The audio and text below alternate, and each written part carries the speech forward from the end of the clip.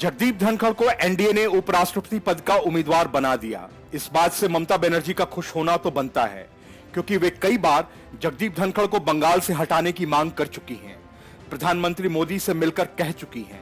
इसके लिए बकायदा उन्होंने खत भी लिखा था। लेकिन ऐसा क्या हो गया कि प्रधानमंत्री मोदी और अमित शाह ने ममता बनर्जी की बात मान ली।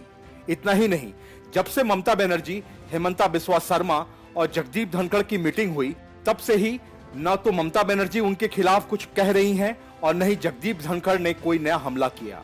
आखिर दोनों के बीच बयानों की लड़ाई का यह अंत हुआ तो कैसे?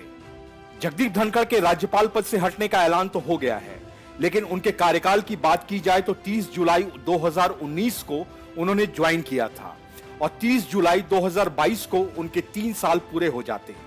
अगर 3 साल बाद किसी गवर्नर को किसी पार्टी की ओर से उपराष्ट्रपति बनाने का मौका मिलता है तो वह डिमोशन नहीं है। जगदीप धनखड़ को भी यह मैसेज दिया गया कि ममता दीदी के कहने पर हम डिसमिस कर रहे होते तो प्रमोट क्यों करते, फिर यह इनाम क्यों दिया जाता। यह कोई पनिशमेंट पोस्टिंग तो नहीं है। इसलिए सवाल है कि कौन जीता कौन हारा। हाल ही में दार्जिलिंग के गवर्नर हाउस में जगदीप धनखड़ के साथ ममता बनर्जी की करीब 2 घंटे से लंबी मीटिंग हुई। उसमें मुख्यमंत्री हेमंता बिस्वा शर्मा भी आए थे। वे असम से स्पेशल फ्लाइट से दार्जिलिंग पहुंच गए थे। ऐसा क्या काम था जो ममता के साथ हेमंता को मीटिंग करनी थी? सबको पता है कि दोनों में झगड़ा है। कुछ दिन पहले भी दोनों लोगों ने कई बयान दिए थे। जिस दिन गवर्नर ज्वाइनिंग करने पहुंचे, उसी दिन सिलीगुड़ी में गवर्नर ने राज्य सरकार के खिलाफ कई बातें कही। ममता ने कहा था, हम बहुत बार आते हैं लेकिन गवर्नर साहब रहते ही नहीं। जब गवर्नर साहब आते हैं तो हम नहीं रहते।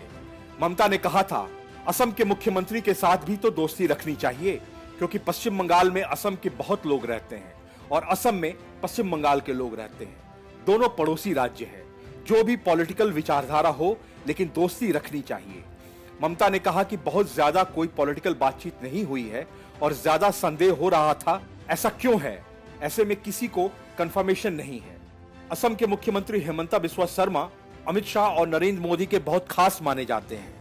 माना जाता है कि प्रधानमंत्री मोदी और गृह मंत्री अमित शाह जो बोलते हैं, हेमंता वही करते हैं। बीच में एक मीटिंग हुई थी, जिसके बाद न ममता ने गवर्नर के बारे में कुछ बोला और न ही गवर्नर ने ममता के बारे में कोई टिप्पणी की। ऐसे में सवाल यह है कि ममता ने अभी गवर्नर साहब के मामले में चुप्पी साध ली है, कोई रिएक्शन नहीं दे रही। और पार्टी के प्रवक्ता कुणाल घोष ने इतना ही कहा, उपराष्ट्रपति पद के बारे में तृणमूल कांग्रेस पार्लियामेंट्री पार्टी की मीटिंग 21 जुलाई की शाम को करेंगे, क्योंकि 21 जुलाई को शहीद दिवस है। 19 जुलाई को एक मीटिंग होगी। इसमें सबसे बड़ा सवाल यह है कि विपक्ष का कैंडिडेट कौन होगा।